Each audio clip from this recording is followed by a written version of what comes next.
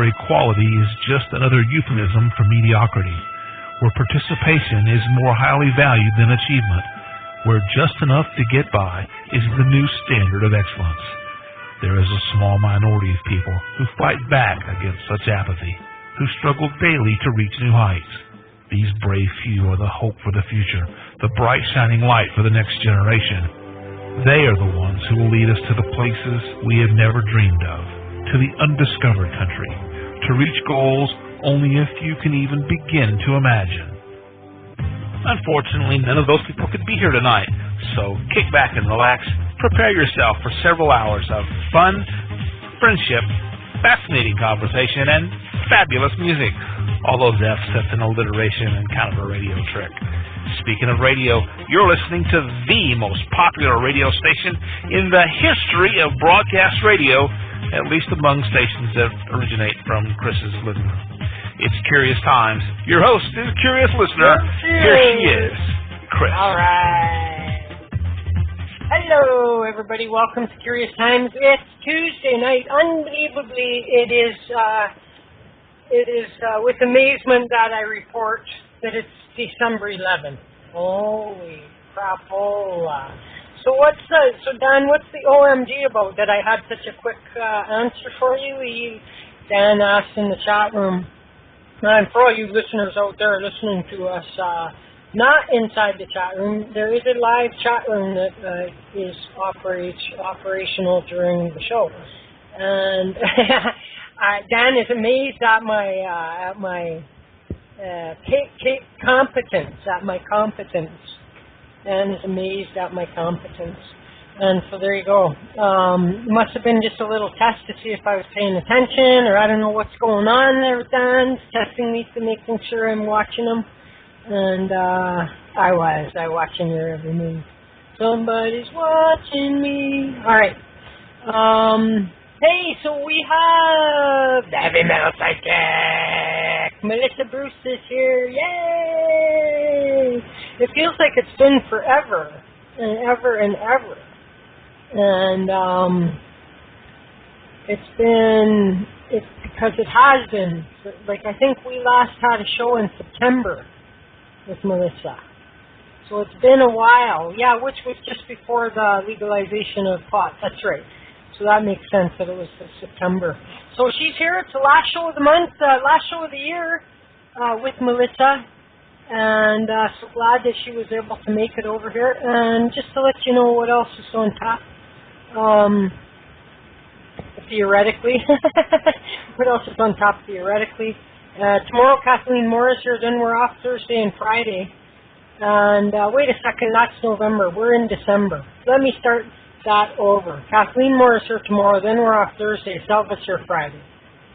Kimber's here Saturday. Nick is here Sunday. And Diana Monroe's here next Monday.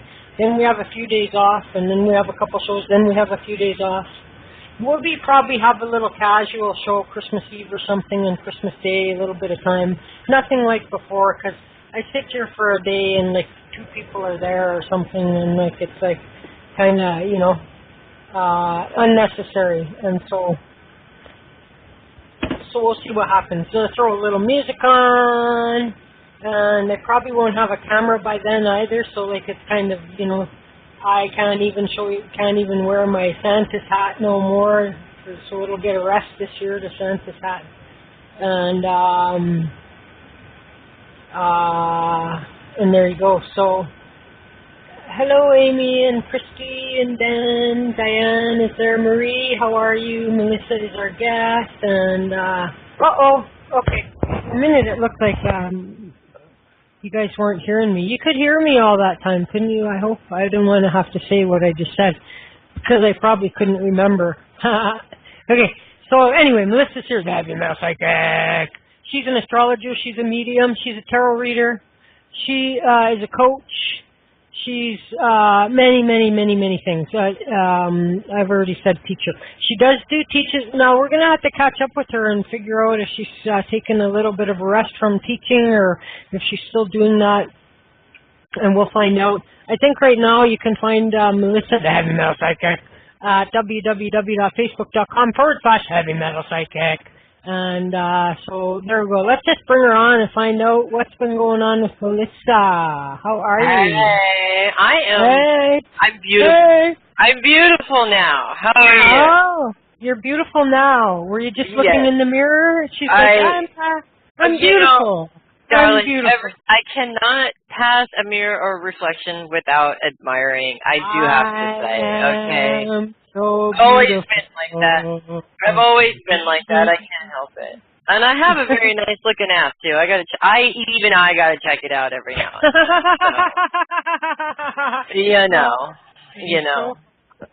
That's funny. Very funny. Yeah. So here we are in the craziness of just a couple weeks till the end of the year. Really, a few weeks, and this will be over. We're packing this year away.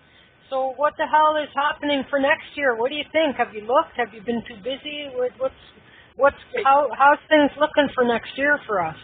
Things are looking pretty damn good next year, actually. I'm really going to be amping things up. And I went through a nice reconstruction in the last couple of months, I would say. So there was a lot of things. That doesn't mean she had her boobs done, you guys, okay? I did not have my boobs done. No, I did not have my boobs. I decided against that. Yeah, it's just, I shouldn't have time for it, really. Besides, if I had really nice boobs and a really nice ass, I mean, it would just be unfair. It would be unfair to everybody. So I was thinking you'd say, if I had really nice boobs, no one would look at my ass, and I want people to look at my ass. No, that's not true. My husband always walks 2 steps behind me for a reason. It's not out of deference, okay? Because like, he's watching. Right. She's got her husband. I could see the cartoon now. She's got her husband pretty well trained. I don't think so. He just likes looking at her ass. He does. That means he's always got his eyes on me at all times too, because he's a gentleman and he's very protective and he sees everything that's going on. Yeah. But it's like he's got one eye on everything and one eye on my ass all the time, and he openly admits it, and it's awesome. I love it. And I don't want to do it again, like I said. But no, the reconstruction was very emotional, and it was very, I guess you could label it depression, which I haven't really experienced in a very, very, very long time. So definitely not since I started my quote-unquote spiritual journey, if you want to call it that. Right. But I learned a lot of things in the process, and one of those things was that when I became a medium, and this type of growth is necessary for all of us, even though it's a real pain in the ass. But when I became a medium, I experienced loss early in my early adult life, many years before, and when you have that amount of time, depending on who the losses are and all of that stuff, it was very easy for me to put them, the ones that I had lost, in that position of, okay, great, well, I'm a medium now, so I can be connected with them. Mm-hmm. But in the past couple of years, I've experienced some very heavy, very close to me losses, to where there was a whole different view of mediumship all of a sudden. And I went through many different lessons, I guess, for lack of a better word, or scenarios with that loss, from what I had taught, and really looking at how I was teaching and the proper way of working with people when you're dealing with a grief cycle, because it's hard and it goes on for a really long time. Mm-hmm. And I think that being a medium doesn't exactly make it easier. I don't think it makes it easier or better or more difficult. It's just an extremely different experience than it is if you're not a medium, because people who feel like they're searching for that person are, would say to me, well, I'd love to be able to have your gift. Well, that's nice, but what happens when the person who passed you're kind of mad at and you don't want to see, and they won't leave you alone. There's that. There is. Trust me, there is. And, you know, and going through grief cycles with people that are close to me, you know, that have lost people as well. So it's really been, and I've dealt with other types of forms of loss as well, not just with, you know, physical death, but other types of loss as well. And a lot of changes have taken place. And I really am the type of person that will avoid my feelings at all costs and just try and muddle on to do something else to get myself to not think of it. And before you know it, 2 years of craziness catches up to you all at one time. And so a lot of things, I have to say this last Mercury retrograde was awesome. And do you know why, Chris, it was so awesome? Because it was in Sagittarius, duh. It was Sagittarius, full Mercury retrograde. And that communication, all of those things that I had been holding back that I needed to figure out how to say so people could understand what the hell I was saying in the first place, just came out all of a sudden. And it was beautiful. And it unfortunately, our computers didn't fare quite as well during this Mercury retrograde. But, you know, Sagittarius has to be, you know, an asshole at some point, you know. But, so, yes, I'm still doing classes. And I'm actually back in the game again. And I will continue to be doing classes. And they're going to be even better than they were before because I have so much more to put into those classes after going through these cycles. Right. There's also a book in the works right now, and I haven't come up with a title for it yet, but I am actually collaborating with a student. So the book is going to be written from a mentor-student perspective about spirituality, about spiritual growth, and we're really going to delve into the truth of what that really is and what that really feels like and blow the lid off of the unicorns and the rainbows. And you just have to think positive and everything is going to be okay because all of it is crap. And that's not reality. And it's not the reality that every single one of us finds ourselves living in. It's actually much more challenging and much more difficult to really focus your energy in the right direction, even though you know that that's what you're supposed to do and not get sidetracked by the BS that goes on in life. So that's in progress. I have several different workshops that are lined up for next year. There's going to be one physical workshop somewhere in California, or I am going to be hitting up Seattle and Portland in the summer, and I can't wait because I've never been to Seattle before. And there will be one Zoom group a month as well, and I'm going to cover all kinds of topics. We're going to cover intuition and really learning how to hone into and tune into and not listen to, but follow the guidance that your intuition in your body is telling you. We're going to cover topics like basics of mediumship. I'm going to do a workshop where people can bring items that, you know, belong to somebody in spirit, and so that I can teach people how to connect to those people in spirit through those items. So I have a lot of different workshops planned that are going to be open to everybody because I've got the avenues to be able to have a physical presence, but also to be able to continue doing, what I'm doing through the internet and reaching that bigger reach. And the horoscopes are coming back next year also on YouTube. So, which I'm sure everybody's excited about. So they're going to be different, but that's okay, because it's all about the information and that's what counts. And there's also going to be some other informational videos that I'm going to be putting up on YouTube too. So yeah, I have done my reconstruction. It felt like crap. It was awful. I wanted to bury myself, but I'm feeling really good now. And that's what counts, right? Yeah. Well, I mean, and no matter what, in any capacity, whether we're formally a teacher or not, we're all teachers and we're all students every day of our life, and so in that way, every experience we go through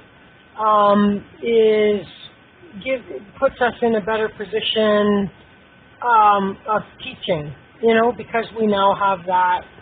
It's a lot, to me, like there's things that unless you go through it, you know what I mean? Like you might understand it mostly, but you see it from really the bird's eye view. No, not from the bird's eye view. Like you see it right there. You feel it. You are it, and so now you know it.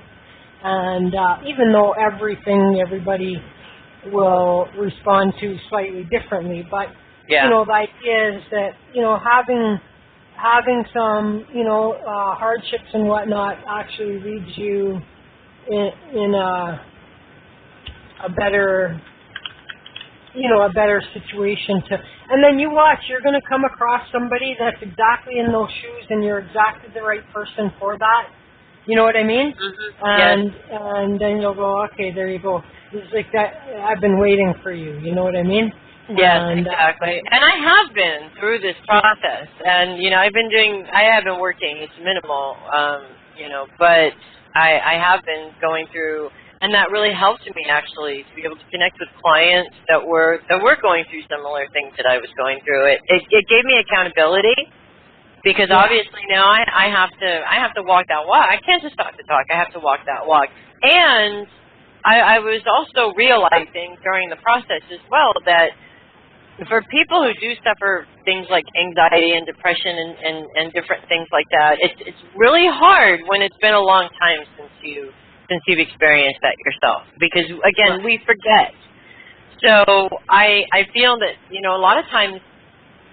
For us, this is a necessary part of being able to continue to be connected with people on that very personal level, because you start to build up a different view of what it felt like, and not really remember exactly what it was that you went through.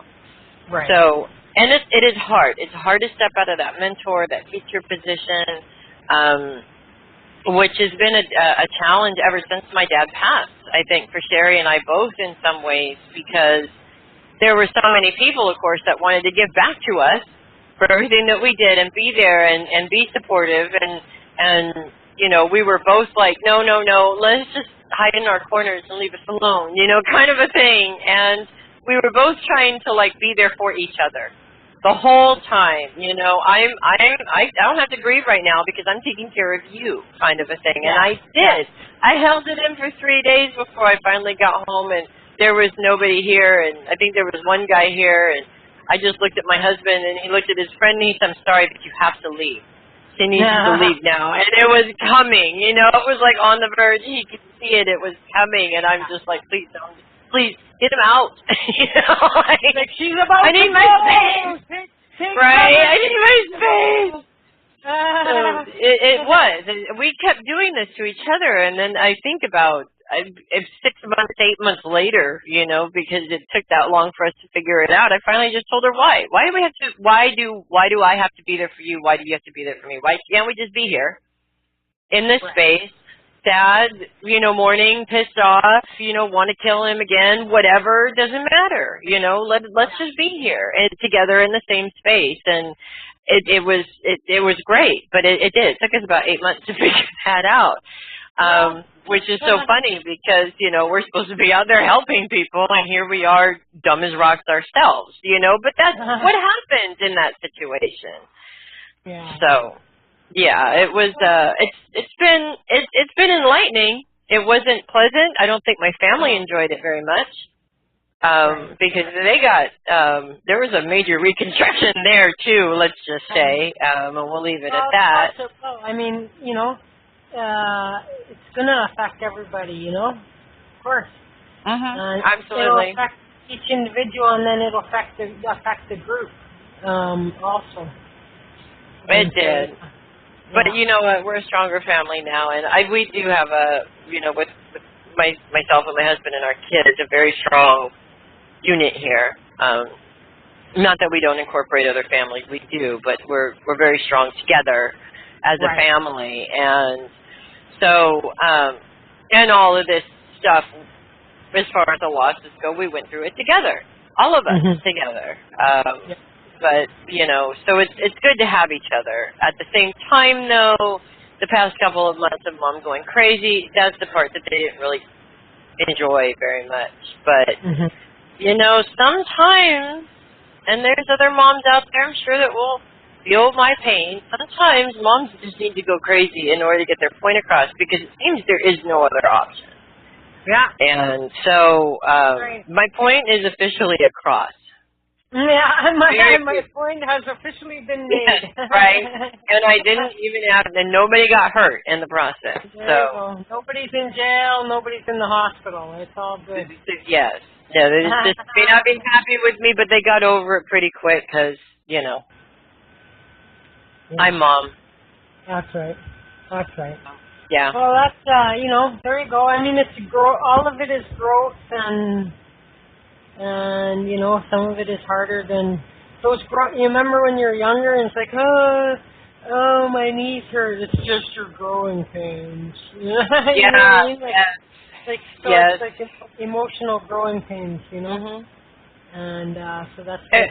So now, are you going to be using then Facebook as the sign-up method, or how are people going to sign up for your courses? And I am gonna start using the Heavy Metal Psychic Facebook page, of course, my personal pages, but I'm trying to kind of sort of move away from Facebook a little bit and most social media. I mean, it's a good tool, but it starts to become the only tool, and I really just don't want to promote to the same 1,000 people over and over again. You know, that just doesn't make sense. So I'll be promoting it in many different places, but everybody here will be able to find it on the Heavy Metal Psychic page for sure. And then I'm currently working on my new website, and that I hope to have done pretty soon.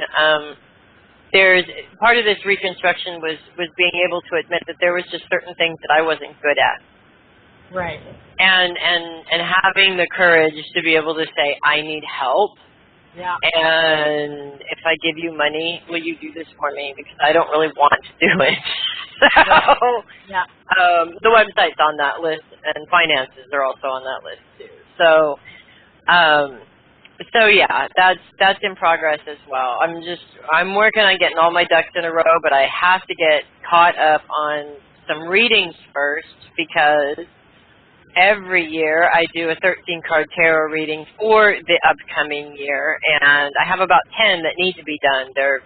I've been sitting on them too long. So tomorrow that's being done. And then those readings are available until the end of the year, and only until the end of the year. Midnight, December 31st, you can't get them anymore. So if anybody is interested in getting on that list, let me know. They're great readings. These readings are like crack to everybody who gets them. I've got a lady who, as soon as she gets her reading for the upcoming year, she wants one for the next year and the year after that, and I don't do that. But it's a tarot reading. It's emailed to you, and if you ever lose it, I keep it, so I will email it back to you. But they're great readings. So awesome. That's great. So now that you've been all busy with this, you haven't been like studying charts for next year, or any like how things are going to go for overall. Like, do you have any way of having a sense of what the next year is going to be like for everyone? Well, actually, we can take a look at a couple of charts and see what's up for the next year. I haven't had a chance to study, so I'm going to be just as surprised as all of you, okay? And we'll just do like a quick glance and see where we're at. And but my sense of the year really is I feel, or maybe it's my hope, I don't know, but I do feel that 2019 is going to be a really positive year. I feel like overall in the world we've had just a lot of things so many things that would make us feel like it's holding us back. Right. And kind of sort of beating us up, and it's really frustrating. And I feel like 2019 is going to really flip-flop that, and it's going to give us a chance to spread our wings a little bit and feel like what we're trying to put into place is actually going to move into motion in some way, which is really nice, and we really need that. I don't know about you guys, but I'm ready to move forward and not feel like I'm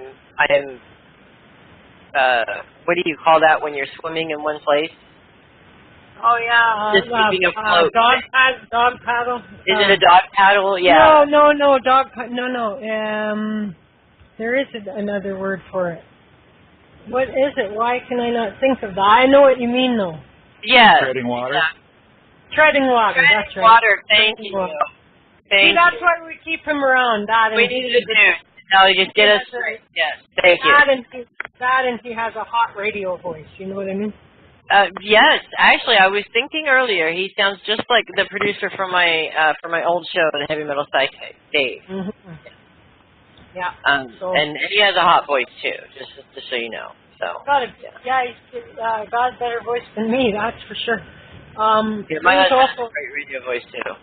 Yeah, I don't know why. Like the people that want to do this to have crap voices, and then the people that don't want to do it have the great voices.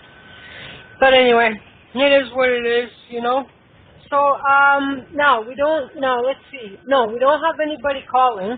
And so, now we've probably talked about this before, like in terms of reading charts and that. Like, have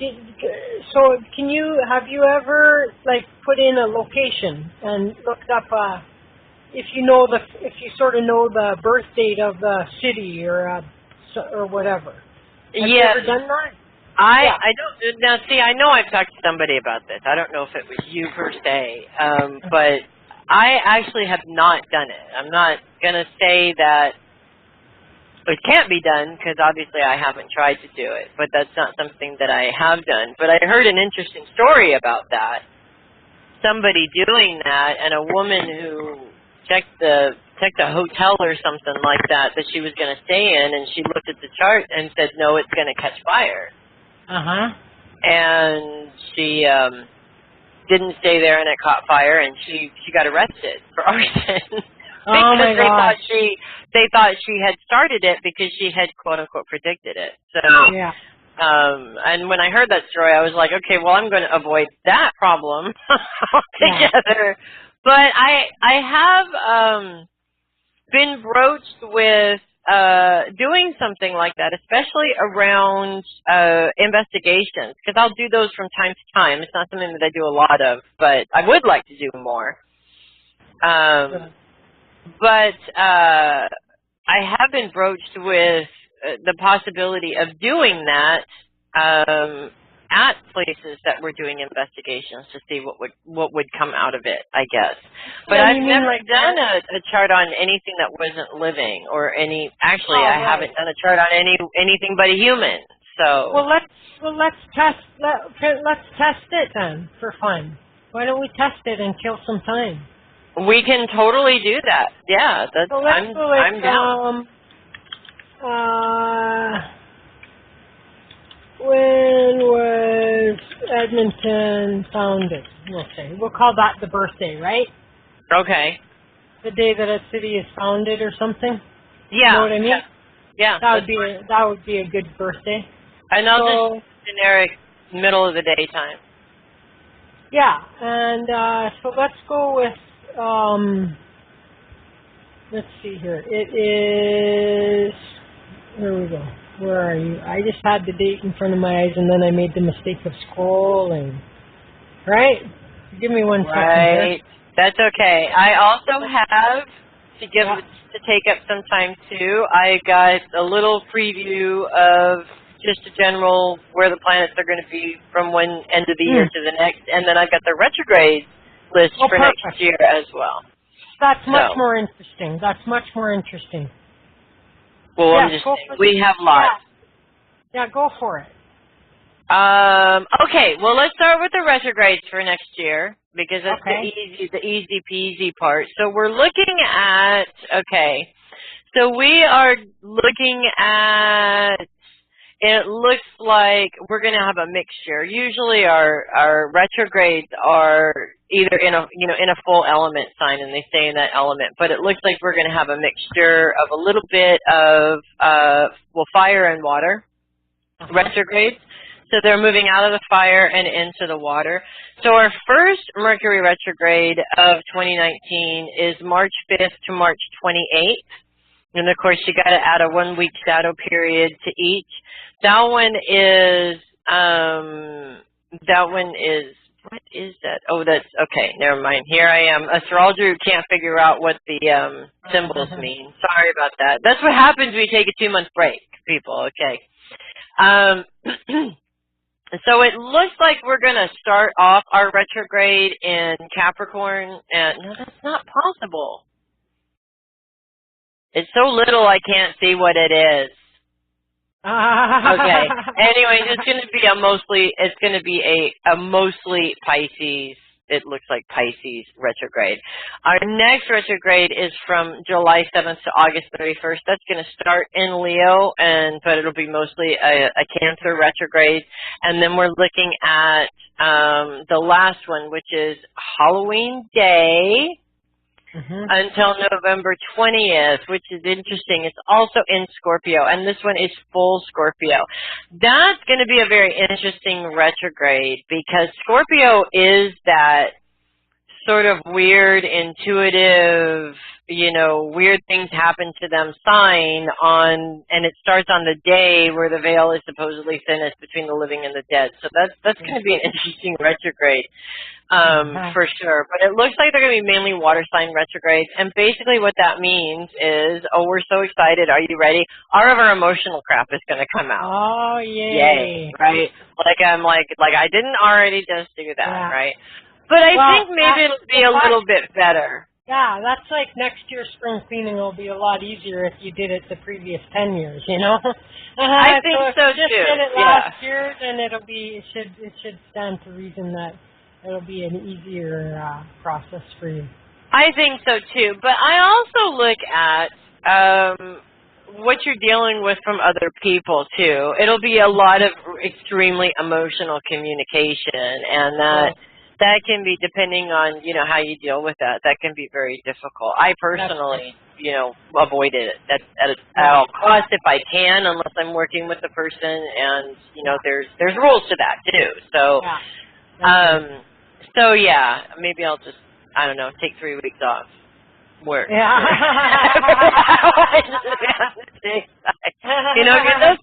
We're talking about deep stuff. When you're talking about Scorpio, they keep their feelings very, very, very deep. It's almost like they bury them in their feet somewhere. And when you see that explosion, it's pretty scary. It's probably the scariest I've seen next to a Sagittarius or an Aquarius explosion.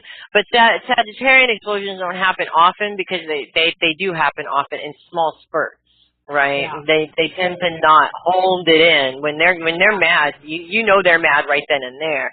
And Aquarius is usually like that too, unless it's a cry emotional thing, in which case they want nothing to do with it. So okay, so Jupiter is actually going direct. Jupiter is retrograde right now, and will be going direct on January 1st. So we're going to kick off the year with a direct Jupiter, which is awesome. Jupiter is the planet of expansion and growth and sometimes greed. It's always bigger, better, more. Eyes are bigger than your stomach, kind of a thing. But it also represents growth in extremes. And Jupiter spends a year in each sign, and this year he's predominantly going to be in Sagittarius, and Jupiter's Sagittarius is ruling planet. So when you have a planet with its home sign, expect miracles, especially for the Sagittarian. So a lot of changes coming up for you, Chris. I hope so. If you so choose. I hope so. If you so choose to accept them. Now, when it goes to retrograde, it'll be retrograde again on April 10th, and it'll be retrograde until August 11th. And a Jupiter retrograde, it's a full Sagittarius retrograde. A Jupiter retrograde can be difficult because where it feels like everything is opening up, all of a sudden it feels like everything is closing down. All the doors are shutting in your face, right? But the lesson always with a Jupiter retrograde is, why are the doors closing in your face? You know, and most Sagittarians would rather bust down that door and not take no for an answer than to take a step back and go, well, maybe I'm not supposed to be going through this door in the first place. Right. So the rest of us that are not Sagittarians will be dealing with that as well, and the energy will feel very intense, of course, because Sagittarius is a rather intense sign. So, which is good. We need that intenseness in our lives every now and then. Unfortunately, I'm sure you'd be shocked to hear that word has been used to describe me once or twice.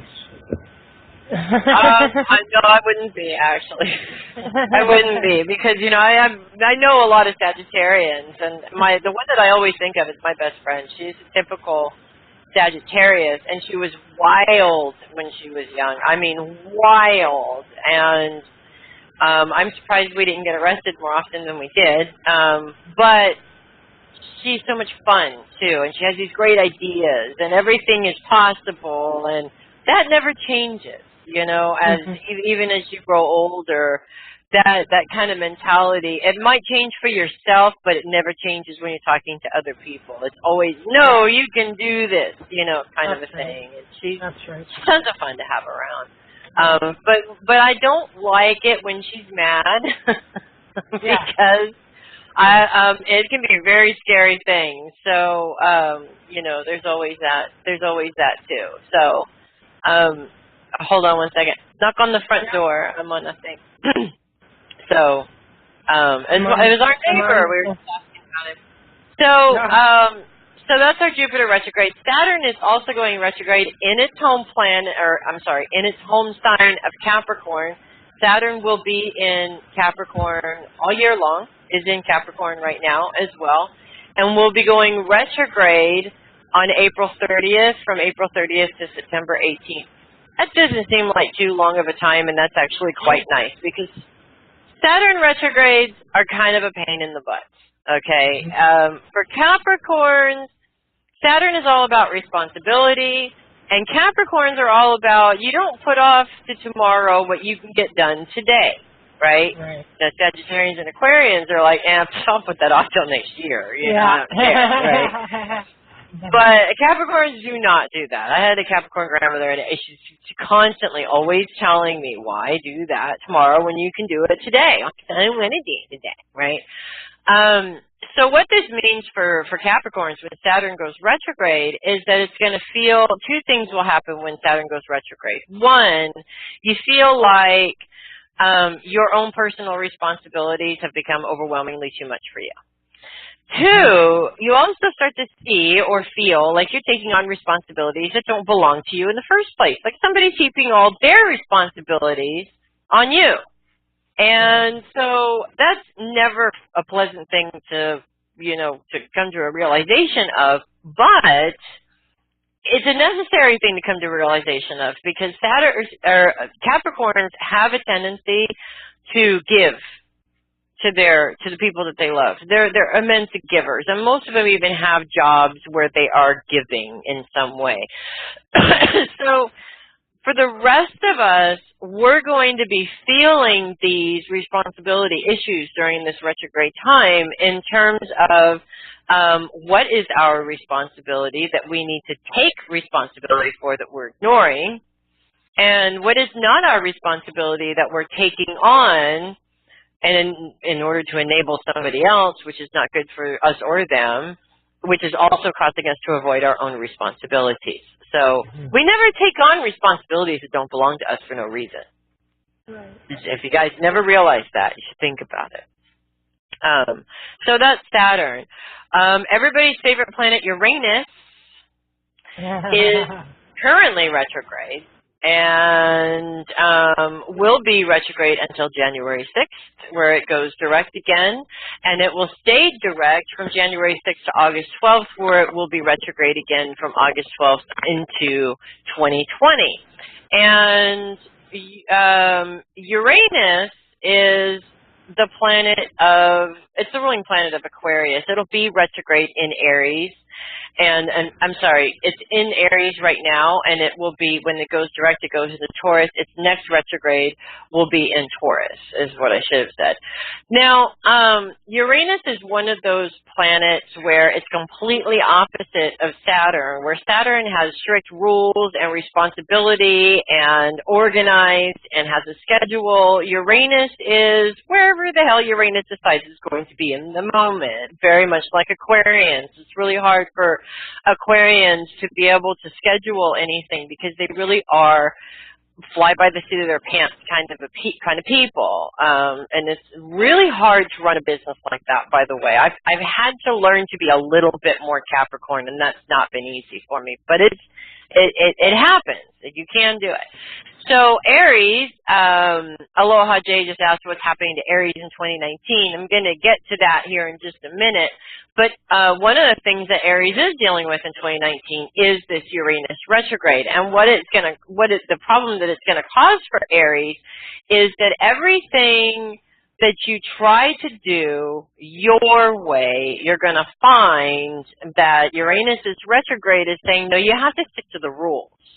And Aries, they're good with sticking with the rules when they make the rules, not always such a pleasant experience when the rules are being forced on them. And then you get the ram, then you get the angry ram that kind of wants to butt back kind of a thing. So there are going to be some instances, some circumstances where you will have to take a step back and go, okay, the only way I can move forward is to either wait, or if you can't wait, to do it the way you're being told to do it and not necessarily the way that you want to do it. And it'll probably work out better for you if you do that. For Tauruses at the end of the year, Uranus is, for Tauruses, is a completely different experience. Aries loves the power of Uranus, that independence, that freedom, that ability to be able to do whatever it is that you want to do when Uranus is direct. For Tauruses, they're a little bit more like Capricorns. They're a little bit more rigid and strict and like to schedule things. And so a Uranus direct is very difficult for them because things are not as rigid and scheduled. They tend to be more less structured, which is going to maybe cause some problems for Tauruses. But it's also going to bring a lot of new and exciting and fun things for Tauruses too. So it's not all a problem for them. The retrograde at the end of the year from August 12th into 2020 is actually a little bit easier for Tauruses to deal with because things start to become more structured. I think the only issue really is going to be for Tauruses is the fact that things keep changing. And so flexibility is going to be the lesson there a little bit, which can be a bit difficult for Tauruses. Yeah. Neptune is currently direct and will be retrograde from June 21st to November 22nd or 27th, still in Pisces. But this is something that's big. Are you ready for this? Yes. By the end of the year, January 2020, Neptune is officially going to move into Aries. Now, this is big because Neptune's been in Pisces for the last 7 years, so it's finally at its end cycle with Pisces, and Neptune is Pisces' ruling planet. Obviously, we have a lot of ruling planets in their home signs, and that does mean very powerful influences for all of us. We had that this year, too. Which made it a very good thing. It also made it a very intense thing at the same time. So when Neptune's in retrograde, it doesn't act like other retrogrades. Neptune's the planet of intuition, the planet of psychic abilities. When Neptune goes retrograde, those abilities tend to heighten for everybody across the board, especially when Neptune is in Pisces. When Neptune moves into Aries, we're going to see our abilities starting to open and heighten in a very different way than they have been in the last 7 years. In Pisces, it's a very pleasant, like you're sitting next to a beautiful calm stream experience. Once we get into Aries, we got that Aries intensity and fire going into the opening of our abilities for the next 7 years. So it's going to be really interesting to see how that plays out. Neptune has been in Pisces since I started doing horoscopes. Oh, crap. So this is like a big deal for me to actually see it move out of Pisces. And Pluto's also been in Capricorn the whole time too, and it doesn't look like it's moving out yet. You're gonna have to like program yourself to, because you know, for how many years you're used to saying, yeah. Neptune in Pisces, exactly. So yeah, it might take me all of 2020 to reprogram myself at that point. You never know. But, I'll start preparing now. So yeah, we're looking at again when that Neptune retrograde period from June 21st, which is actually it's the summer solstice. It's kind of nice how the dates are lining up there as well. You know, there's a lot of magic in in that retrograde as it's starting on the first day of summer, so that's really cool. Through to November 27th is going to be our last chance to have that true Pisces, deep intuitive connection, opening up of our abilities. When it changes, it's going to change to something that's a little bit more exciting, a little bit more intense, and because of the fact that it's Aries, there's also going to be this, this sort of youthfulness that comes through as well, like we're seeing things brand new all of a sudden. I'm looking forward to it, and I'm slightly afraid at the same time. And I think you have to approach everything like that. So, finally, we have Pluto, good old Pluto, who's not leaving Capricorn this year at all. Doesn't look like it anyways. Pluto will stay in a sign for anywhere from 18 to 22 years. So he's there for a really long time, and I think within the next couple of years he is going to move out of Capricorn, but I'm really not looking forward to it because obviously if he's leaving Capricorn, he's moving into Aquarius, and that kind of feels like he'll be there till I'm dead, so not that I plan on only living another 20 years, but still it does kind of feel like by the time he's done with me, I don't know if I'm going to have anything left. Pluto is the planet of change, the planet of growth, the planet of transformation.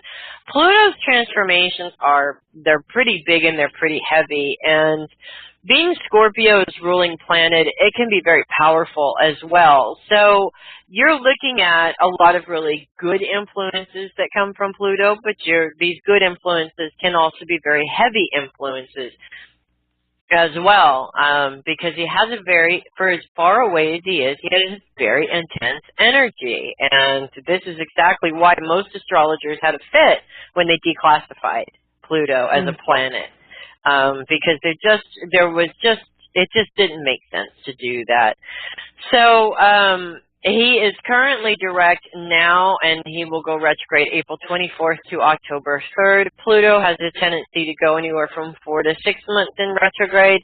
When Pluto goes retrograde, we feel like we can't change. We can't make certain changes, or we're also situations are popping up where we feel like we're trying to force a change that's not happening, kind of a thing.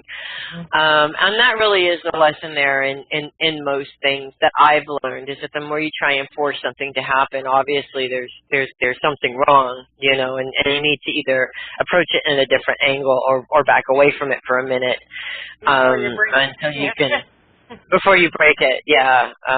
It's usually what I do when my computer's not working, because I will break it. Back away from it. No, back away from it, yes. One of these monitors is about to go down. Abort. Right.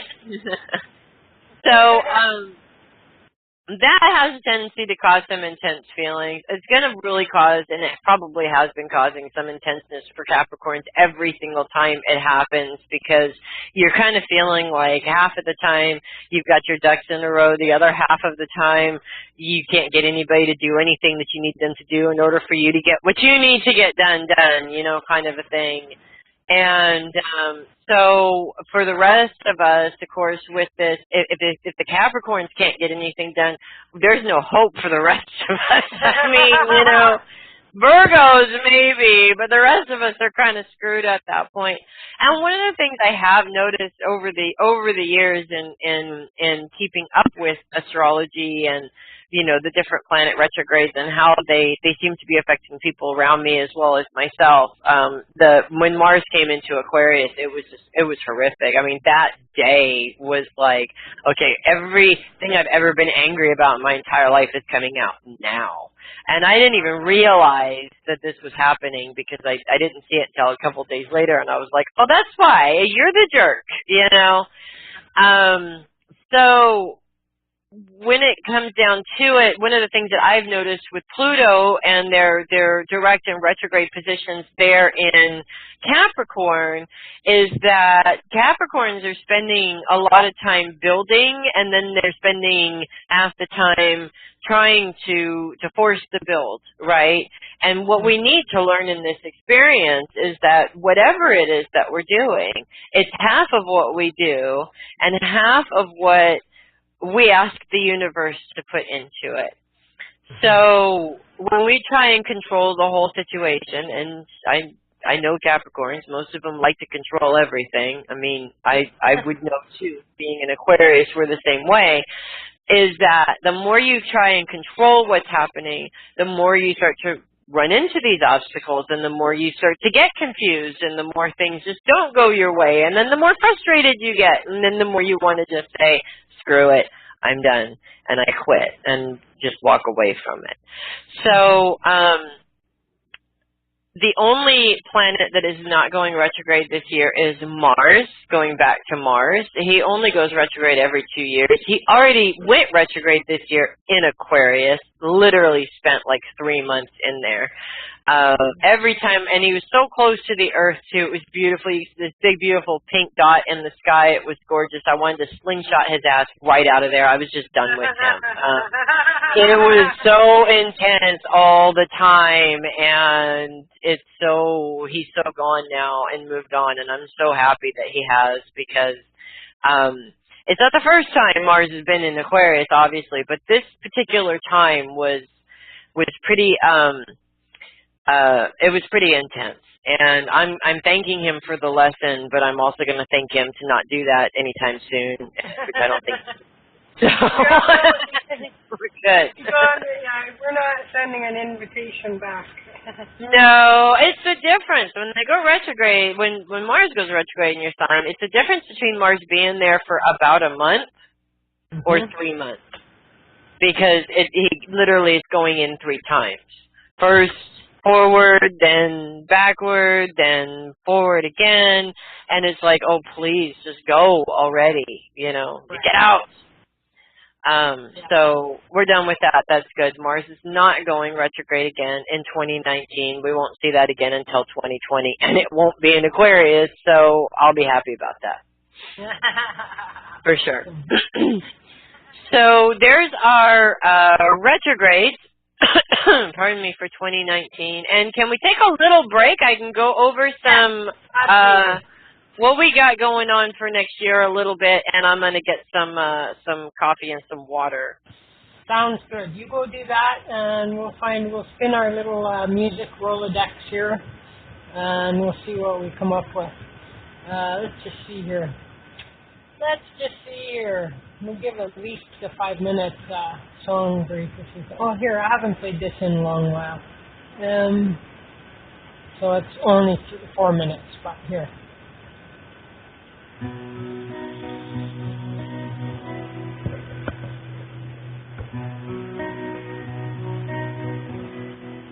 All of these lines across my face tell you the story of who I am. So many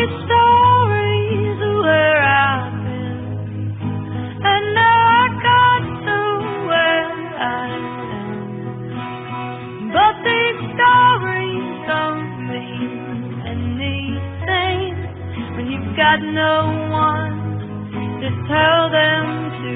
It's true. I was made for you. I climbed across the mountain top, swam all across the ocean blue. I crossed over land and I rode all through, and baby I broke them all for you. Oh, but just even when I was flat broke, you made me feel like a million bucks. You do. I was made for you.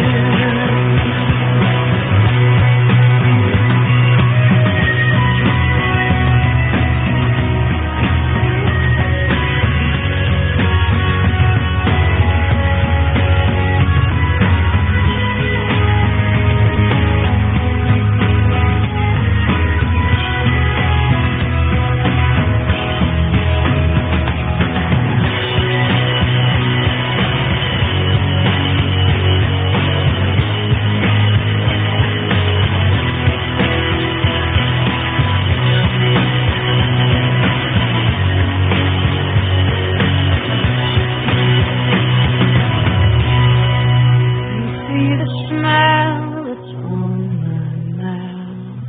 It's hiding the words that don't come out. All of the friends who think that I'm blessed, they don't know my head is a mess. No, they don't know who I really am, and they don't know what I've been through like you do. And I was made for you. All of these lines across my face tell you the story of who I am.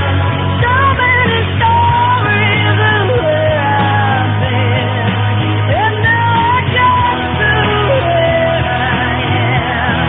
Oh, but these stories don't and they sing, but you've got no one to tell them it's true. I was made for you. Oh, yeah, it's true that I was made for you. All right, I'm going to give you guys another quick one here.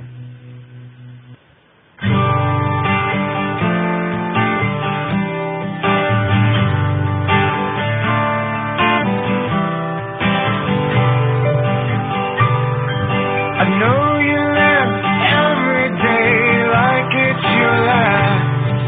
Please slow down, 'cause life can move faster than your wild heart can catch.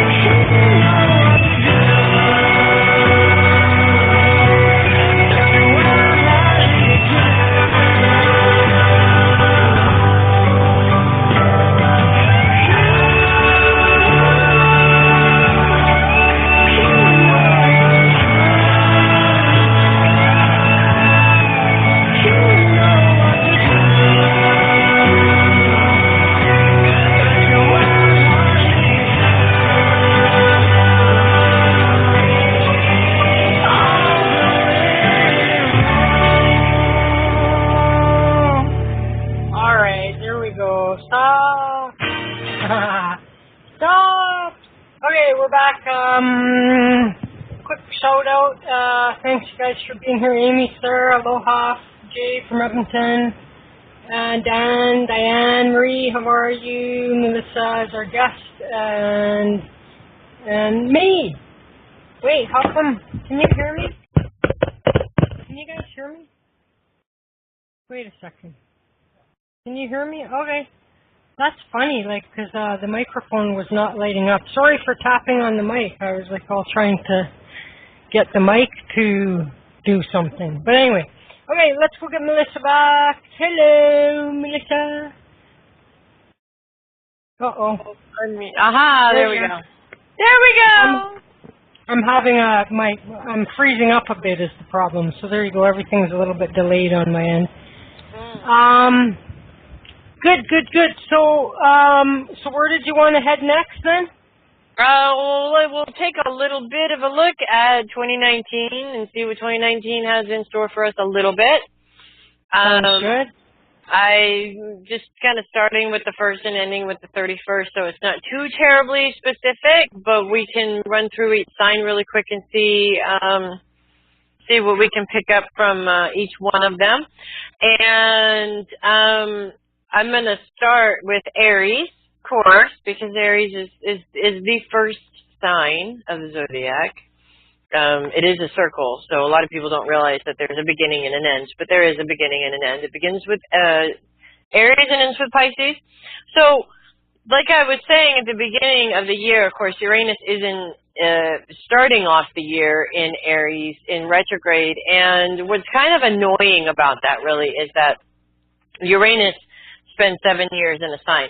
I think I said that Neptune does. I was wrong. It's actually 15 years for Neptune and 7 years for Uranus. So he's already been in Aries for 7 years, and that can be a little challenging, especially in his retrograde time right now and at the beginning of the year, when it feels like you want to get things started and you want to get things moving, but it still feels like it's a slow startup for you in terms of whatever it is that you're trying to get going. So do be mindful of when the retrograde ends, which we'll go back to that and just take a look again really quick because I don't remember already. That retrograde ends on January 6th, so you won't have to deal with it for too long in the beginning of the year, and you won't have to deal with it again because the next retrograde probably won't spend very much time in Aries, if anything, a month or two, because I'm not looking farther than that, and it will still be in retrograde at the end of the year. So you're looking at a few days where it may feel like the year is starting off in a lagging position, but not to worry about it too terribly much because that won't last for very long. Once that moves on, and of course Uranus goes direct, you have that wonderful independence energy, that wonderful new exciting energy of Uranus to work with right at the beginning of the year. And then you're not going to have a planet that is continuously influencing you every single day of the year. And actually, sometimes it's better that way. Sometimes a planet influence can be really powerful and do really good things for you. And sometimes that planet influence can cause a lot of chaos and a lot of problems. And Uranus being in Aries has caused a lot of issues whenever there are planets in the other cardinal signs. There's been a lot of oppositions with Uranus. There's been a lot of cardinal grand crosses, a lot of T-squares. It's been squared with Pluto and Capricorn off and on for the last 5 years. This thing just keeps going back and forth, and it's been that particular aspect has been a really hard one. So luckily for you, Aries, you're not going to be dealing with that anymore. That whole period is over, and it is time to embrace new stuff this year for Aries. For Taurus, you're going to have Uranus in your sign for most of the year, and everything is a good thing and a bad thing, of course.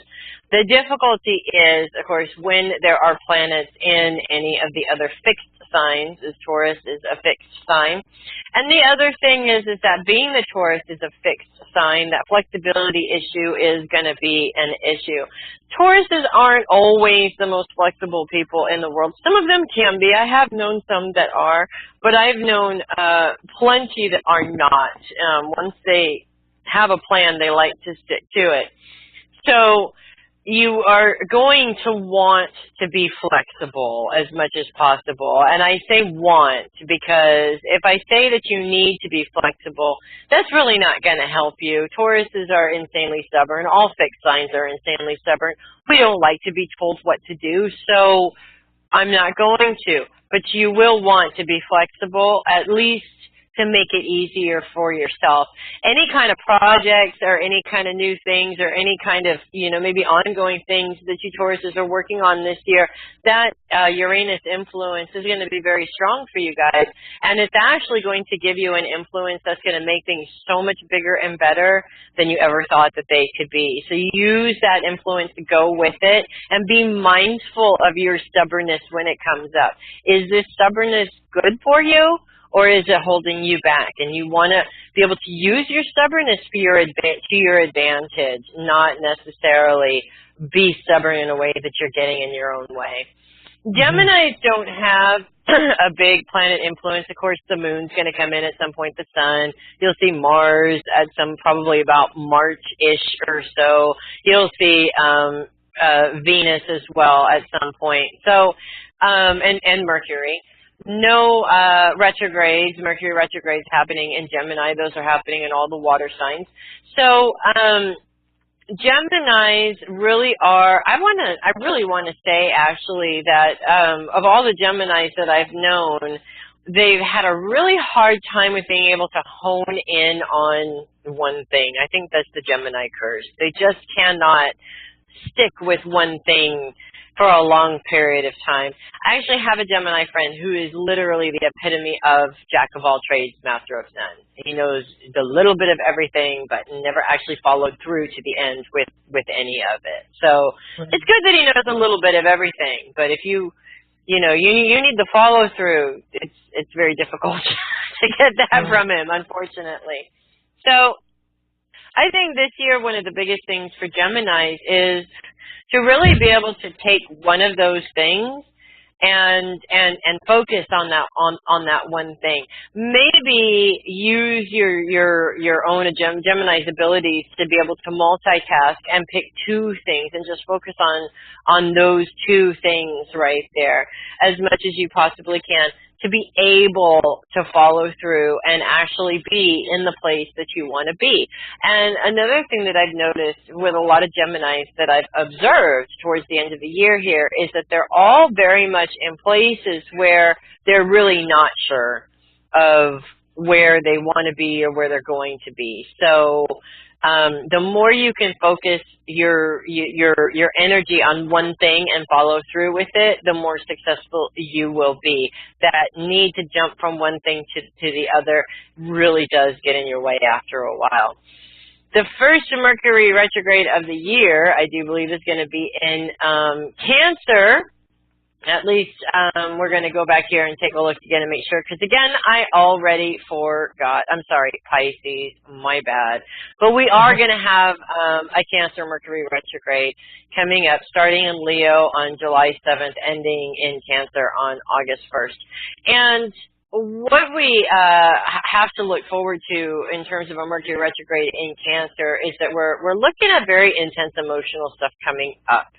And the communication, the proper communication over those intense emotional things, of course, is something that you want to take into consideration as well. We can see in the world how improper communication with emotional stuff leads to a lot of whining, a lot of complaining, a lot of, people saying things, but nothing's actually getting done about the problem, kind of a thing. Or a lot of people out there who, we all have our needy times, but there's always those people out there that seem to just are constantly posting on Facebook, I need people because if I don't have people here, I don't know what I'm going to do, kind of a thing. They just always are, going through an emotional experience. And those people, unfortunately, go through other experiences such as the loss of these people because they're tired of hearing it, unfortunately. Right. So cancers are one of those signs that seem to really suffer from this the most because cancers they can be very, very shy and very much to themselves. They're very, very picky and choosy about the people that they share their space with, kind of a thing. And the intensities of the emotions that come from cancers can be very overwhelming for them. So I can see that during a Mercury retrograde in Cancers especially will feel this sort of need to hide away in their shell, become the hermit crab there for a minute, find some time to do some reconstruction, and you may be forced into that time to where you're looking for somebody to be there for you, and it's just one of those times where, unfortunately, nobody is available, which happens over and over and over again, sadly. So during that time, that might be a little bit difficult. Other than that, there really is no major planet influences, again, in terms of long-term effect planet influences. You will have, the planets that seem to go through every single sign every single year, which is fine, and those planets, of course, spend, no more than a month and a half, 2 months tops in a sign. So things are going to be, I want to say, really good for Cancers, but you are going to have to be aware of different things that you may have a tendency to be hiding or burying, like emotional stuff. Get ready for it to come out during that Mercury retrograde, if that's the case. Leos are going to feel that intensity as well because, of course, the retrograde starts in Leo and ends in Cancer. And with Leos are, like Cancers, a very family-oriented sign. In fact, Cancer and Leo are known as the mom and dad of the zodiac. And probably in some ways because Cancer is a very maternal and giving and caretaking sign, and Leo is a very stable sort of provider, sort of, has that, family love thing going on there, but there's a little bit more wisdom there as well, I guess. Not that Cancers are stupid, okay? So that's why they're sort of considered the mom and the dad of the zodiac. Leos, I believe that this month is going to be very powerful for Leos as well, especially when you have intense planets in Leo, like Mars, for example, where you've got some very intense energy to put towards whatever it is that you're working on in the moment. Unfortunately, I'm not looking at when that is, but luckily we get together once a month and we can go over the month and, get it in real time, kind of a thing. Right. One thing that I do want to point out for Leos this year is in terms of whatever it is that you're making for yourself, whatever it is that you're starting and that you create, put that intensity into every drop of whatever it is that you're creating. This is what makes Leos what they are. They're a very intense, very magnetic, very, one of a kind in some ways kind of a sign, and whatever it is that you're doing needs that personal touch to it. It just makes it that much better. And in terms of people competing, competition and such, that is actually going to put you just a little bit more above that competition. So the way that I'm visualizing it in my head is 5 tables, and 4 of those tables are the same tables. It's like the same coach with the same business cards and the same things that you see on every table, and the Leo one in the middle that's just sparkling and shining and, really just sort of stands out. It's the table that you're drawn to. And Leo is the personality that we're drawn to. So you want to make the most of that in terms of whatever it is that you're doing. Virgos also, again, not a lot of major planetary influences other than the main ones that are going to be coming through. For Virgos, I feel that this year is going to be a very powerful year in terms of what they've already created. So Virgos are always working on something. They've always got some sort of plan, and a lot of the things that they've put into place previous to 2019, they will start to see actually come to fruit in 2019, which is really a beautiful thing.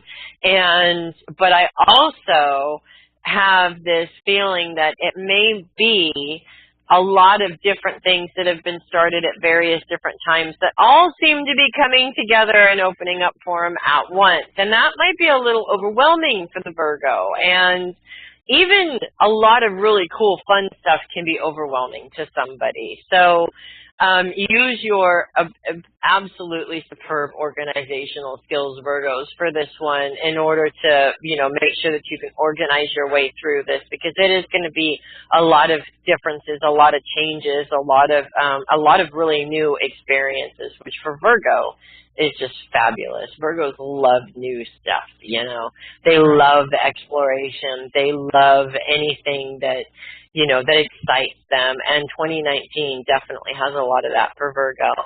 For Libras, again, all of our slow-moving planets really are staying where they are, and it looks like they're all in one spot pretty much.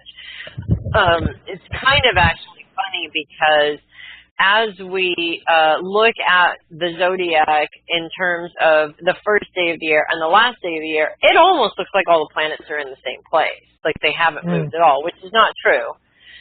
You can see that they have moved, slightly, but they seem to have the same lineup at the end of the year, which is kind of interesting because it's pretty close, not exact, but it is very close to the lineup that the planets had on 12/21/12, when the day the Earth was supposed to end. You remember that day? Yeah.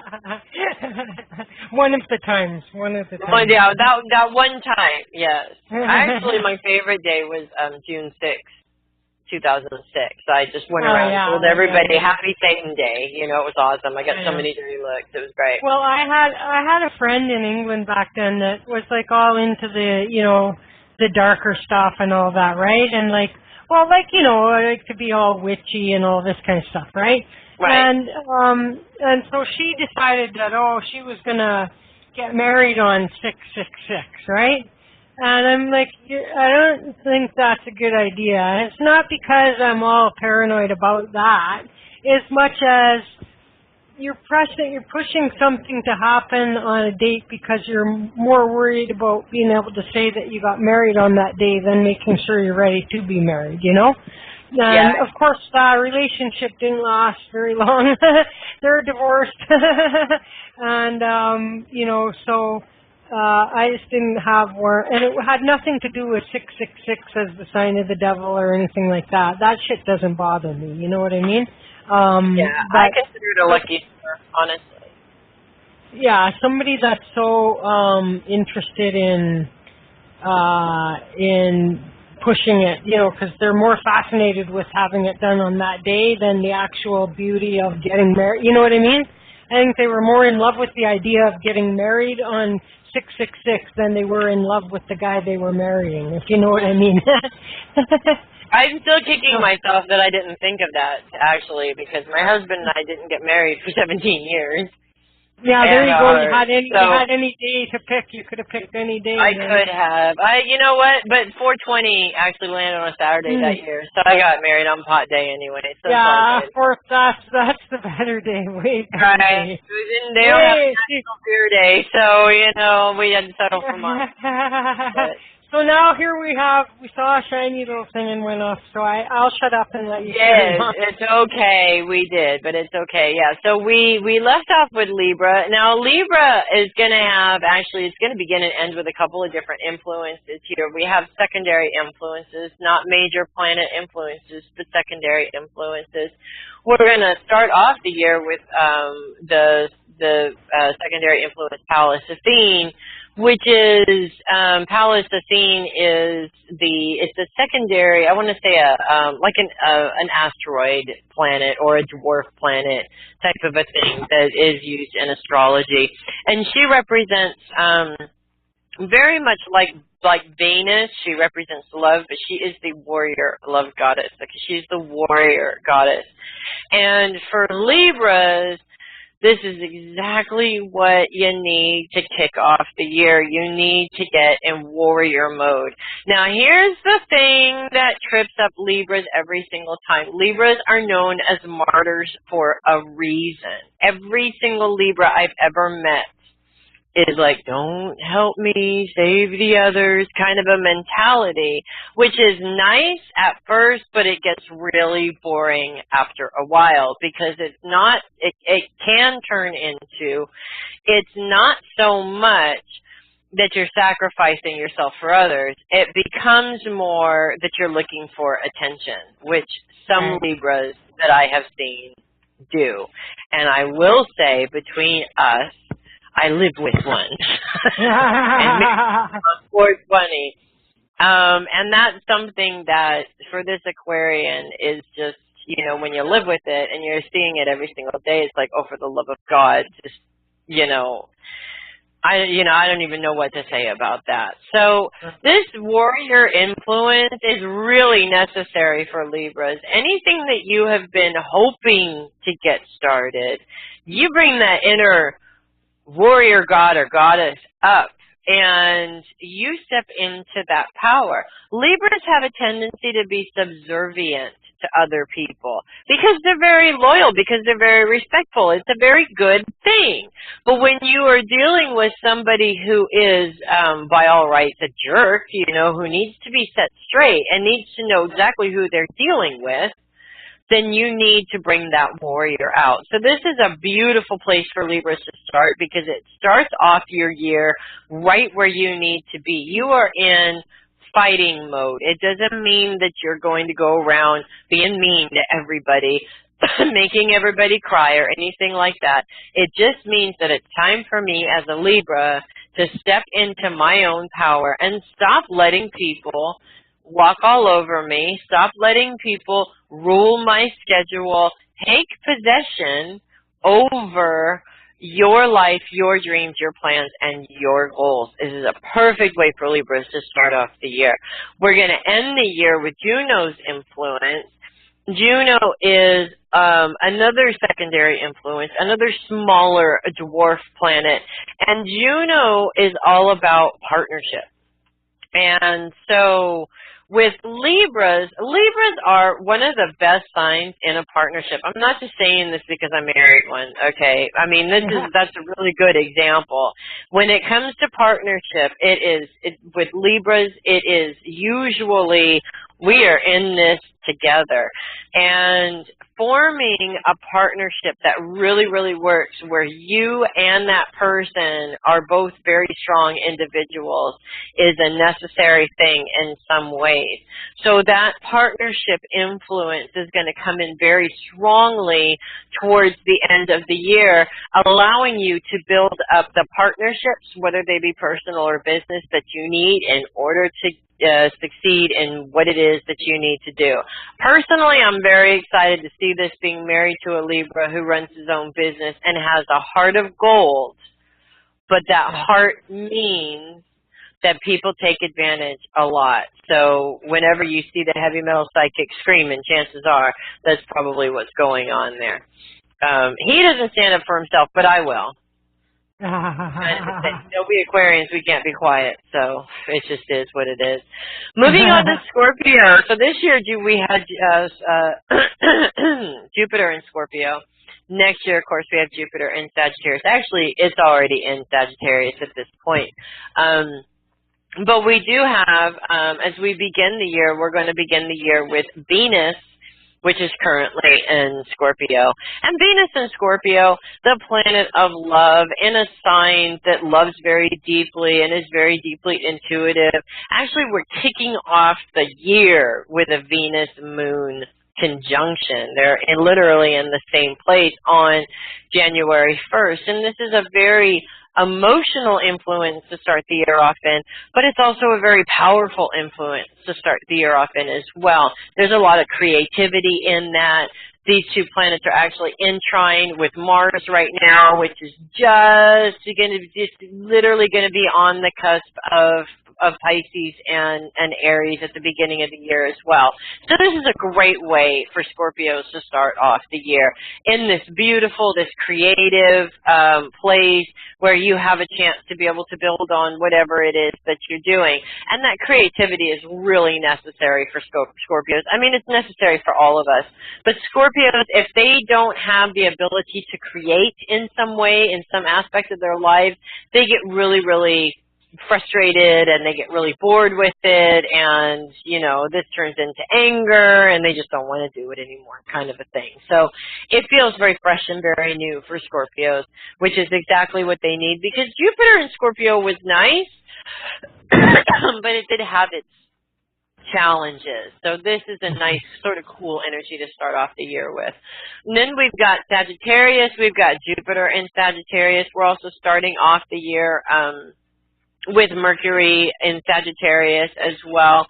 And we're going to end the year with that warrior goddess Pallas Athene. So whereas that is really good for Libra, I'm almost scared to see how that's going to affect the Sagittarians, because Sagittarians are warrior goddesses all the time. Like it's almost like, when you find somebody that has like a whole lot of energy and you're like, oh my God, what happens if you give this person caffeine?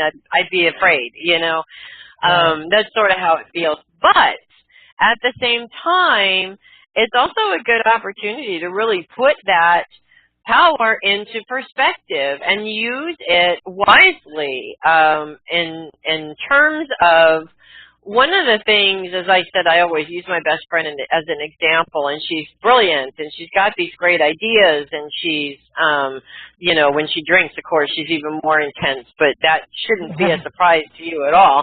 And, she gets really loud, and she doesn't care if you don't want to hear her. She just keeps on talking, and she just keeps on telling you. And what she winds up doing to some people is literally pounding it in their heads so they can't deal with it anymore. And when you actually look at all this wonderful advice that she's giving, she's not actually taking it herself. This is not a warrior place, unfortunately. And I've told her in loving words many times that, of course, people don't look at what you say to them. They look at what you're doing. And if what you're doing doesn't match up with what you're saying, they really don't pay a lot of attention. So this is a chance for Sagittarians to really actually step into that power. This is not about what you say anymore. This is about putting your money where your mouth is, basically, and stepping into that power and saying, you're damn right I can do this, just watch me. Sagittarians of all the signs, I mean, just have that shit down. You know what I mean? And but Sagittarians also overthink things, and they worry about things, and they come up with these different scenarios that might happen to themselves to the point where they're confused. They don't know what to do, and so they wind up not doing really a whole lot of anything. So it's a good chance to be able to work through that issue. And rather than thinking about it, putting some things into place, figuring out what you need to do, whatever it is that needs to happen, those changes that you want to make, you have to just make them. That's all there is to it. You have to get up and you have to start the process towards that change. And it's unfortunately, it's the only way to do it. Trust me, I've tried every shortcut you could possibly think of. There just isn't any. So, and Sagittarians are generally the ones that tend to have the right kind of focus and energy to be able to make these things happen, even if for no other reason but to be able to say, I frickin' told you I could do it. That's right. Yeah. You know? Yeah. Usually when they're punching you, but no. In between punches. Right? You. I can visualize my best friend doing that with a beer in her hand. you know. Yeah, the other hand, right? Yeah. Oh my Right. God, and you made me spill a drop of beer, that'll get you. Right? Don't make me spill my beer while I'm kicking your ass. Okay. That's what you made me do. Right there. She's awesome. So much fun. Seriously, we all have to get together. It'll be brilliant. Just a few more really quick to get through. Of course, Capricorn. Of course, the sun begins and ends the year in Capricorn, always does. And, of course, our winter solstice is coming up 9 days from today when the sun is going to move into Capricorn and out of Sagittarius for the rest of the year. And, of course, we do have Saturn and Pluto influencing Capricorn for the entire year as well. So, again, those influences, Saturn's retrograde is very short this time. It seems like it's only about, 3 months or so, which is really nice that it's very short because it can be a tad longer, and I have seen them a little bit longer. So that's good. Those influences and what we're dealing with in terms of these very slow-moving planets sitting in this sign for the entire year is I kind of sort of look at it for the rest of us as that grounding that we need. So it's almost as if Capricorn is the weight on the floor, and we're all the little things buzzing around, right? But we're tied to a string, so we can't get too far, right? Right. Whereas if we didn't have that stability, we'd just sort of flit away, especially us Aquarians, because we're always accused of having our heads in the clouds anyway. For Capricorns, this is going to feel all too familiar, because it is going to feel in some ways like, here I go again, managing everybody because they can't do it themselves, right? But this is also a control issue for Capricorns. And we all have our control issues. This is Capricorn's control issue. Nothing is ever done as well as they can do it. And they really have a hard time letting go of that control. And they really have a hard time also, especially Capricorn mothers or parents, letting go of worrying about what it is that their kids are doing, specifically because most of the time our kids will do exact opposite of what we do. So there is going to be a lot of lessons for Capricorn in terms of what do you keep, what is yours, and what do you need to set down? Because it's not yours, because it's holding you back. Again, we don't realize as human beings how many times we use other people as excuses for not getting our own stuff done. And it is such a powerful revelation when all of a sudden you realize, when you go, as you're sitting there listening to yourself saying, well, my 30-year-old kid needs me, and realize that, wait a minute, you're allowing this 30-year-old kid to do this because you're afraid of what you could do with all of that free time. So of course, I have grown children, and, I would sacrifice my last breath for these older children. I dropped everything that I had to do to take my son to emergency this morning. And I was thinking, I swear I told her I wasn't going to flake on the show, and now I'm in the emergency room this morning. I hope I get out of here before the show. Oh, my God. That's so funny. It's almost like when I sent you that message, I knew I shouldn't have said it that way, or I thinking should have waited until an hour before. That's what I said when I read it. I'm all like, oh, I hope nothing has happened. It's a fate, right? Jeez, It's a fate. But it wasn't an emergency, to the point where he's still in the hospital or anything. He's just been going through an issue that, he really does need to address. And I just happened to be there to kind of put that little pressure on him to do that. To help him. Yes, to help him. And we still have to do that, of course. But, that's the difference between an independent child versus a child that, is very needy. Sometimes the best thing for that child is to kind of give them that push to be independent, because they need that. Because one day you're not going to be there, and they're not going to know what to do. And that's not good either. So Capricorn is that sign. My grandmother has had her children living with her almost their entire lives, all three of them. And my uncle did live with her his entire life until he died. I don't know what they're going to do when she's not there. And all I'm going to say is I'm hiding because, they're obviously going to look at, other family members to take care of them. So we, Capricorns really need to refocus their energy and to really look at what it is that their helping is doing. Helping is one thing, enabling is another. And being able to decipher the difference is going to mean everything to you in terms of what you want to do this year. Aquarius, at the very end of the year, Pluto is 22 degrees in Capricorn. It's like getting closer and closer. We go a 29-degree cycle. 22 degrees, we've only got 7 more degrees left. I don't know how many years that is, but it's starting to get kind of scary.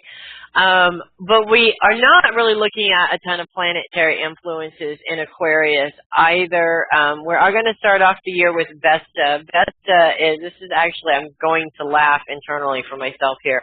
Vesta is another one of those secondary influences, and it's known as the hearth, the forever hearth. It's like the flame that always seems to burn, and we would look at that flame being the home space. And indeed, the last couple of months, it's been very home feeling, all about home for me and adjustments at home and different things like that.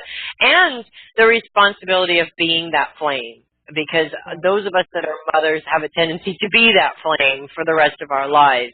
And the responsibilities of that. I mean, I love it, but I also get irritated with it when it is getting in the way of what I need to do, in other aspects of my life. So it's a beautiful thing, but it also kind of sort of helps you put that flame into perspective. Give yourself maybe some boundaries. What, in terms of that flame, is it that you want to be, and where can you, kind of sort of make sure that people are not overstepping their boundaries, I guess, is the best way to put it. As quote-unquote non-emotional as most people think Aquarians are, the people that they love very intensely. They don't show it very well. Most people don't know it, don't even realize that they're capable of this kind of love, but they are. And that also means that, like Capricorns, Aquarian and Libras, Aquarians will literally sacrifice. They'll put themselves on the block for these people. It's a beautiful thing, but again, it can be an excuse. And in my own personal experience, I can't tell you how many times just my husband and children have been a great excuse for me not to get off my ass and move forward in my own business and different things. As we move on to the end of the year, we're going to end the year with Venus in Aquarius. Now, this is actually interesting to me. I do love Venus's influence. Aquarians are not known for their creativity. They're known for their brilliance. And they may have brilliant creative thoughts, but when it comes to actually putting that down on a piece of paper or doing anything with it, I always like to say, I'm the idea maker. I need like a Capricorn or a Sagittarius to actually do the work, because I just don't want to do the work. I want to come up with the ideas and have somebody else do the work. Of course, I'm probably not going to like it because it doesn't look exactly how I thought it should, but whatever, right? So this added creativity, this added very sort of warm, fuzzy love feeling and creativity with Venus is going to be quite interesting for Aquarians, because it's going to be very much out of the box for them.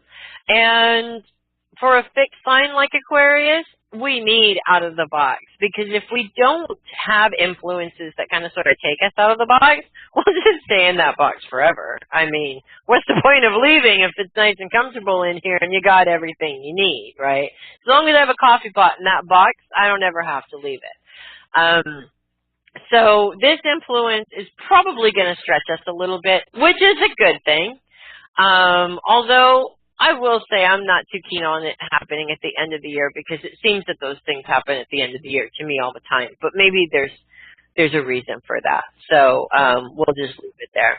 And finally, we have Pisces, and we have Neptune in Pisces still currently. Now, looking at, I must have read this retrograde thing wrong here, because it does not look to me, looking at the chart, like Neptune is actually going to be anywhere near moving into Aries. So I'm not sure what that's all about on that website, but according to the charts, we're still 16 degrees in Pisces. That's pretty much right smack dab in the middle, and that means it's not leaving the sign at all in 2019 or even close to the beginning of 2020.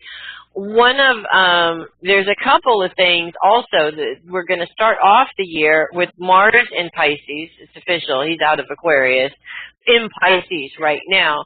And one of the things that especially in conjunction with Neptune as it is right now, we're going to see a lot of intenseness in terms of our abilities opening up, which is kind of interesting because I just picked up a client within the last couple of days who is seeing spirits for the first time, and she is freaking out about this, which is totally understandable because all of us who started to see spirits for the first time freaked out the first time it became overwhelming for us. So we're looking at some opening up there, not just for Pisces, but all across the board there.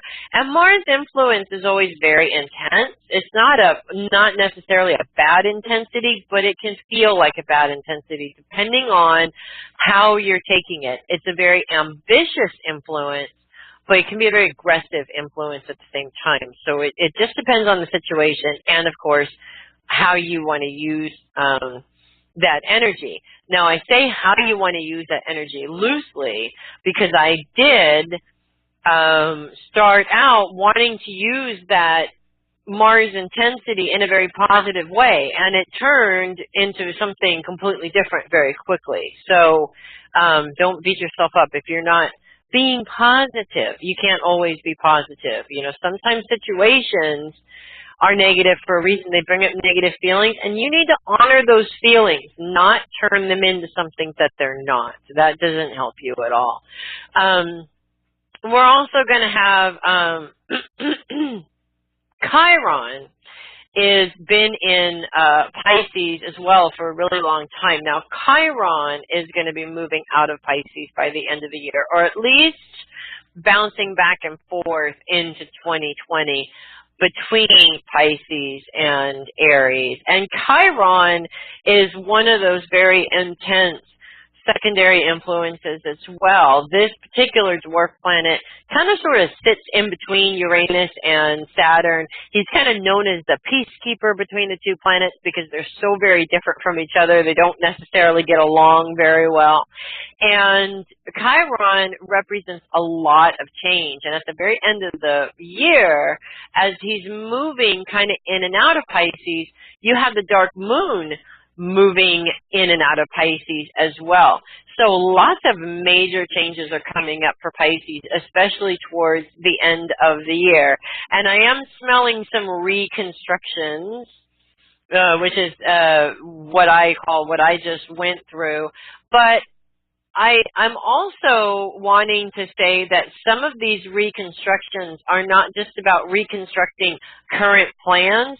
There may be the end of current plans and the beginning of new plans, which is a complete and total reconstruction.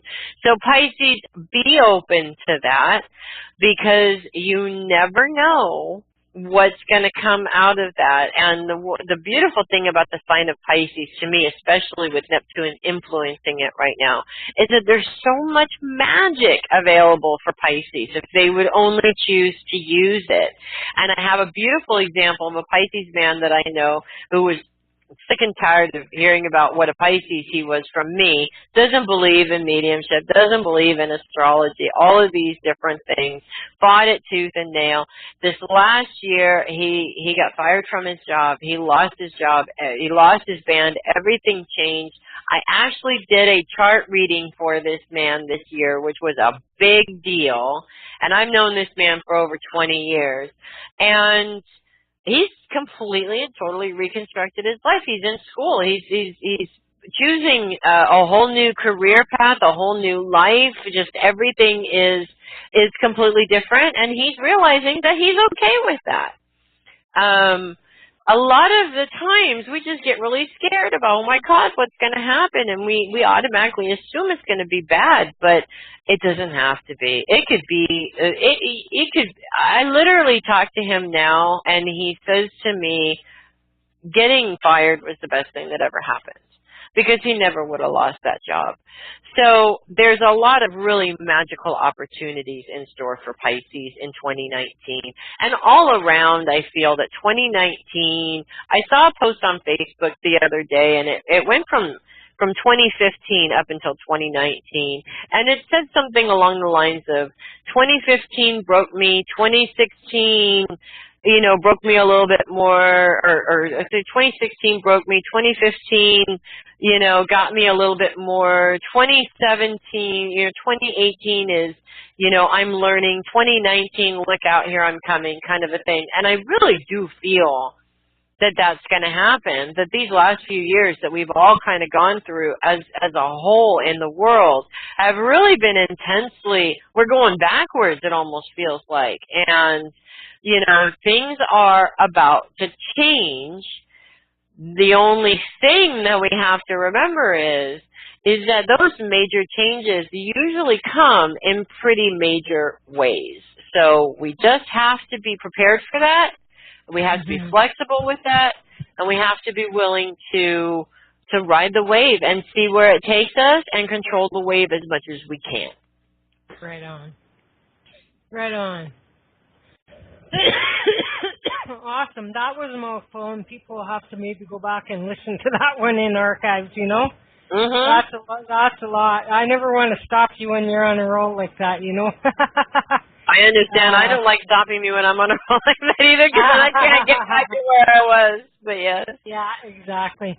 So that's awesome. Now, this is our last show for this year, and so, of course, I want to hope that you guys have an awesome holiday season, an excellent new year, and, all of that kind of stuff. And I guess we're going to see you back and of course in 2019, but the 8th.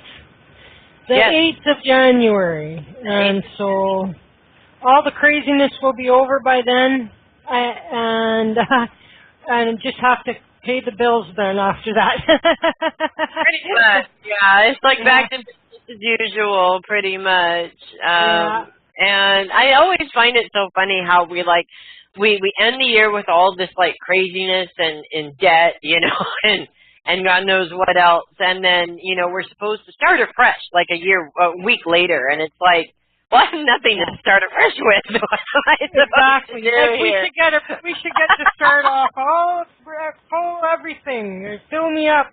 That would be a good way. Hey, at the beginning of the year, you get your cup filled. Right. Some sort of tax refund check, extra tax refund check on the 1st, or something like that. That would be convenient, but that would be beautiful. So, I don't run the world, so. So thank you so much. It's been a rough year for you, I know, and you've hung in there with us, and we appreciate that very much. So hopefully we'll have a way better next year. Yeah, absolutely. And thank you guys for hanging in there with me. And we're here. You got to do what you got to do, and you got to go through your process. And I've found over and over again that the more you fight that process, the harder it is. So indeed. Yes. Absolutely. I'm getting older. I don't have the energy anymore. Oh man. Oh, let me tell you, I understand that one. So listen, so thanks very much. We're going to see you back here in January. Happy holidays and all that kind of stuff. And we're out of here. Thank you so much. Take care, Melissa. Okay, have guys. Night. Everybody, good night. Peace out. See you back here tomorrow.